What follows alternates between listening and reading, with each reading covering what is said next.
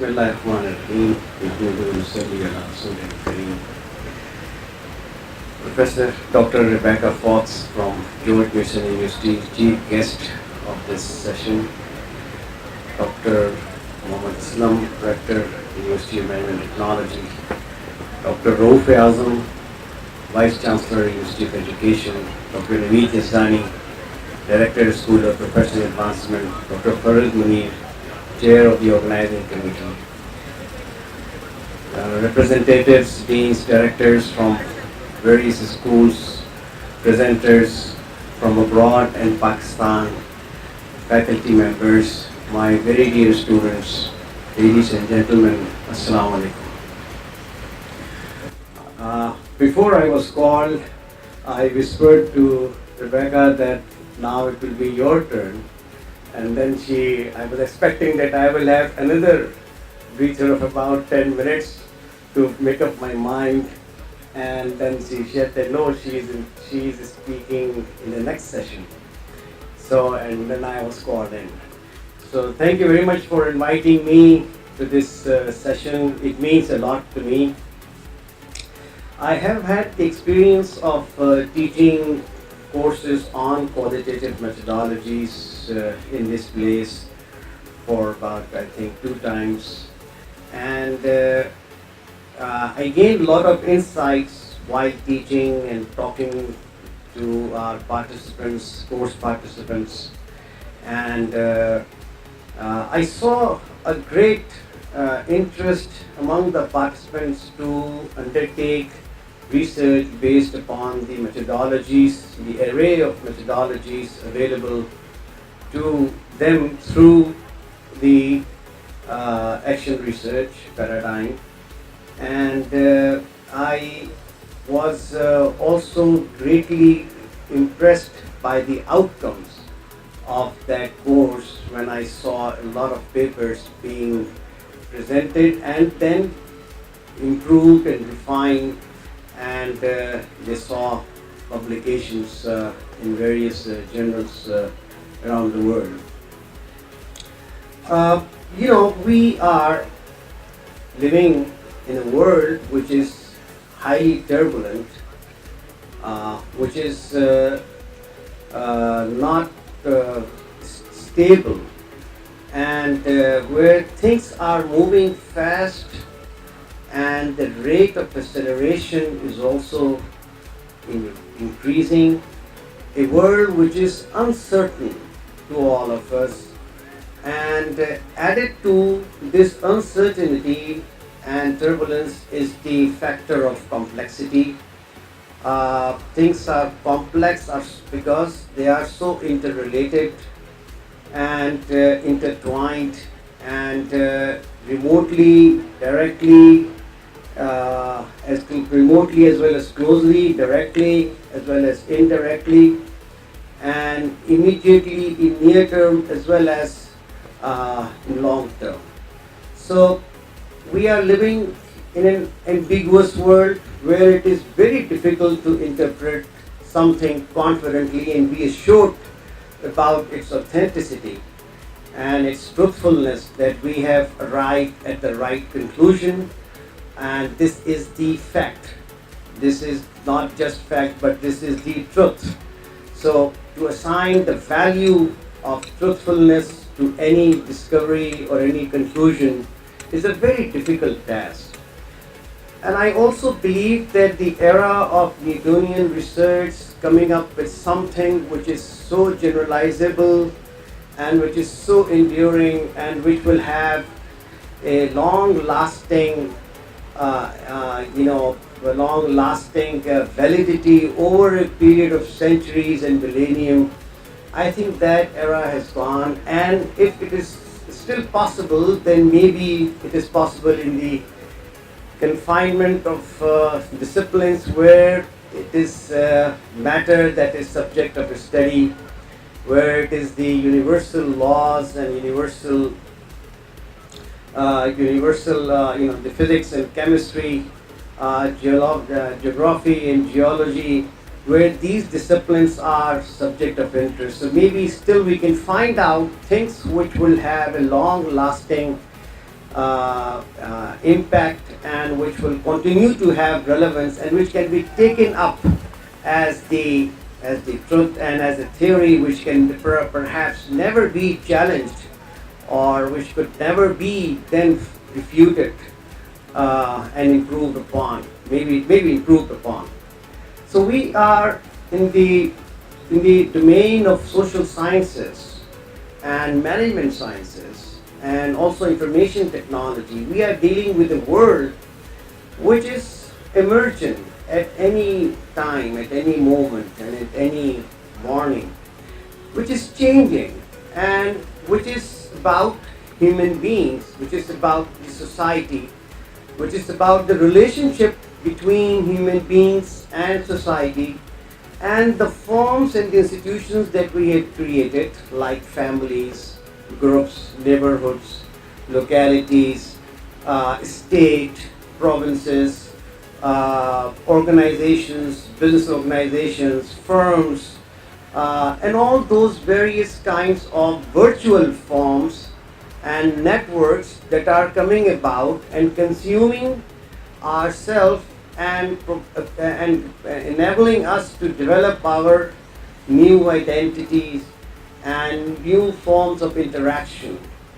So the exchange mechanism within our life that has come about in real and as well as virtual world has made it very difficult now to fully grasp the import and the totality of the behavior and conduct of human beings or their in any collective forms. So I think in the current scenario,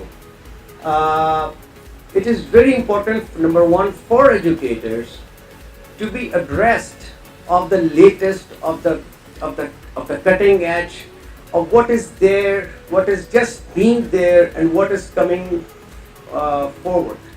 So that is the advancement, kind of advancement that our students expect from our faculty members.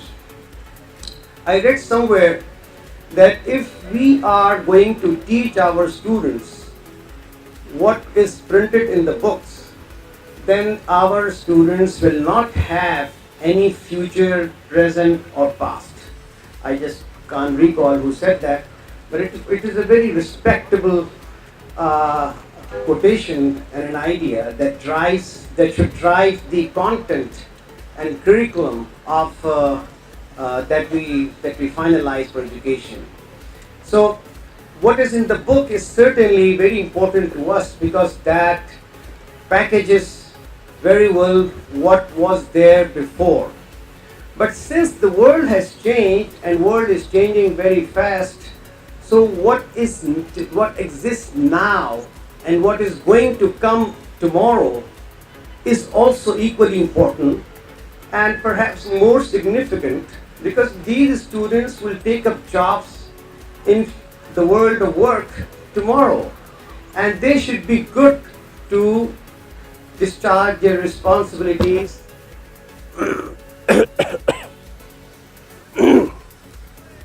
they should be good to discharge their responsibilities, understand their roles and the society before them, and figure out what is the best way to work in their lifetime, in the years 2020s, 2030s, 2040s, 2050s. So how can we do that? How educators can do that? It is very difficult even for educators to know exactly what exists today and to keep themselves at all time at the cutting edge, and also to envisage and foresee and to have the sufficient resources to develop their foresight for the future. So I think the teaching, as a teaching method, we can rely upon action research, and here is the potential of action research. Here is something that can be contributed by action research. in terms of human behavior and in terms of society and dealing with the world of social science, which is the world of political science, sociology, psychology, social work, which is about media, law, governance, citizenship, and also information technology, and also in the world of management, which includes business, not-for-profit, and management of all kinds, in all kinds of situations, and in all kinds of institutions. I feel that what is going on in the real world, in the world of work, should be of primary importance. When we talk to practitioners, and when we talk to executives, and when we talk to professionals, they don't look at the books first. When we go to doctor and we share with them our problems, doctor would certainly look into the books, find the best medicine, what in view of the pharmacology, and will write the prescription. But when a decision opportunity comes before the executives, and when there is a situation that is dealt by professionals, they don't have time to go into books, and books would only carry very little significance for them, and it would be very hard even to find out the right book and the right author and the right thing that would actually be able to help them.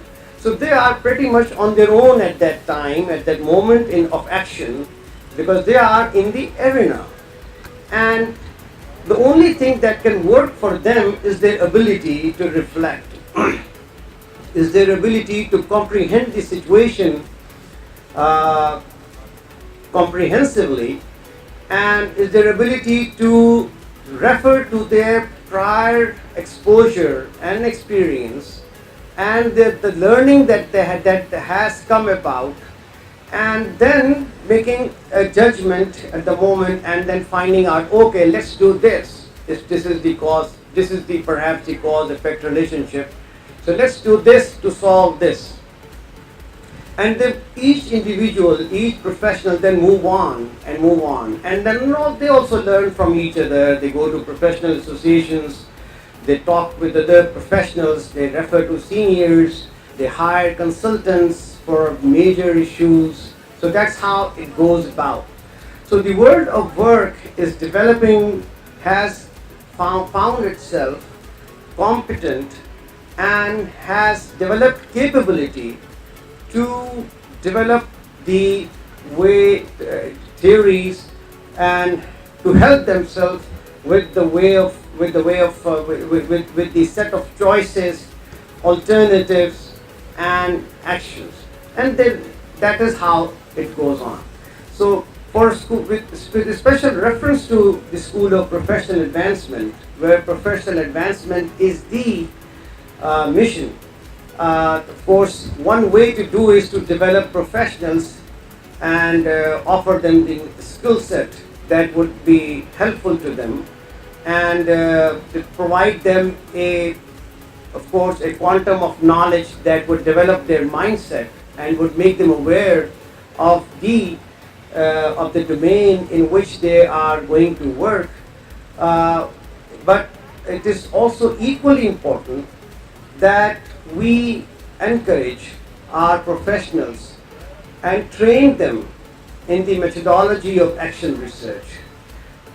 Through this, by having training in this methodology, they would be, on the one hand, in the arena as a professional and making the decisions, but on the other hand, they will be within themselves, there will be another being, a kind of scholarly being, a reflective being, who would take up every situation as a next chapter in their portfolio of experience, and will define the situation, and will detach themselves and do a dispassionate analysis with objectivity and rationality, and reflect upon it, upon their experience, and then conclude the chapter with a concluding note as to what really then happened what was the outcome and what was the result of what they did.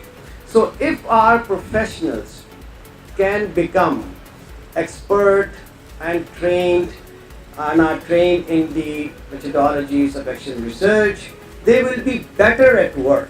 So that is the first idea. Second, our faculty members, our teachers, and I have seen that action research is especially very popular in the field of education. In fact, it found its first hospitable home in the field of education, and Professor Rebecca Fox would, I hope, that would work for it.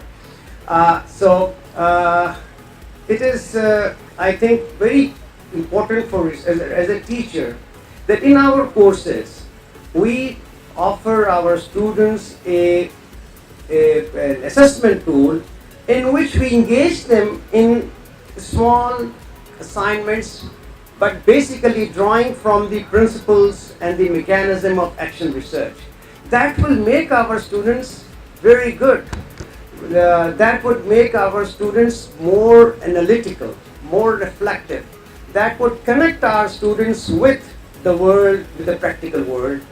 And they would be, on the one hand, will enhance their skills and will see how to achieve more rigor, but not at the cost of relevance. So they will have both rigor as well as relevance, because we will throw them back to the world of work. They will go immerse themselves into issues, into situations, and then they will come back to classroom with what they observed, what they saw, and maybe how they interacted, because in action research you can be also engaging in participatory research, in collaborative research, and you can be part of that research. So there are all kinds of possibilities in action research. So I think that there is a great wisdom in this domain, in this particular methodology. And there are many other research methodologies, but somehow I feel that all of them contain a portion of or an aspect of action research, whether there is constructivist methodology or, unless it is purely humanistic or interpretive where you just looking at the published text. So action research carries a lot of weight and value for us as a teacher, as a student, as an educator, as a professional, as a practitioner. Universities today are not limited to just conveying what's in the textbooks. We are not the secondary, we are expected to be more than what publishing houses have prepared for us. We are expected to be our own publishing house, which means that we, as a faculty member, we have to take up the responsibility of management of the knowledge that we are going to teach. So we have to have ways to surface the private knowledge, the knowledge that is hidden, locked, and that is within the minds of the practitioners, that is within these corporate stories, that is within the professionals, and within the observational observational spectrum of our senior managers and senior executives, those who are at the helm of leadership. It's our job, our challenge, that how can we get that private information out and document it properly and make it usable and useful within academia, and make it would be a better textbook for our students, because this would talk about what's going on, what's in the situation, what's going on in the arena, and that's what we are all about. So I think that's a great beginning, that perhaps this is the first time that a conference on the subject of action research is being held, and I think someone has thought it really well to enlarge the canvas and talk about social sciences, all the disciplines of social sciences, and went on to include information technology, which I perhaps would never have thought of, and then of course the management research. Especially just a point about management research, there are many who are from the management discipline. Especially I think in management research it has come into fashion late after maybe education, but has gained a lot of respect and is now being taken up as a very reliable source of information, and especially in the era where we are dealing with mechanisms for organizational learning, for development of knowledge, for advancement of knowledge, for access to knowledge. I think we understand that knowledge is in the network, knowledge is in the mindset, and knowledge is in the conversation, knowledge is in such conferences, and knowledge resides in the reflection. So I think for management research, for those who are interested in doing research with respect to HR, organization science, organization theory, organization behavior, operation research, especially, and other areas of management, action research is a very good tool, and it's a very good learning experience. It provides a very good assessment tool, because its faculty would learn that how good our participants are in going to the real world, conducting a research, observing, documenting, reflecting, and then coming back and pioneering in authoring it and writing it. So I think there is a great potential for fast publication for young faculty members, that if they rely upon action research, they can get published.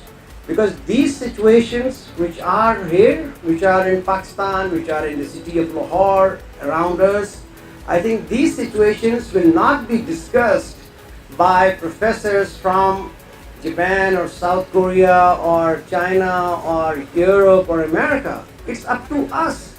It's our job.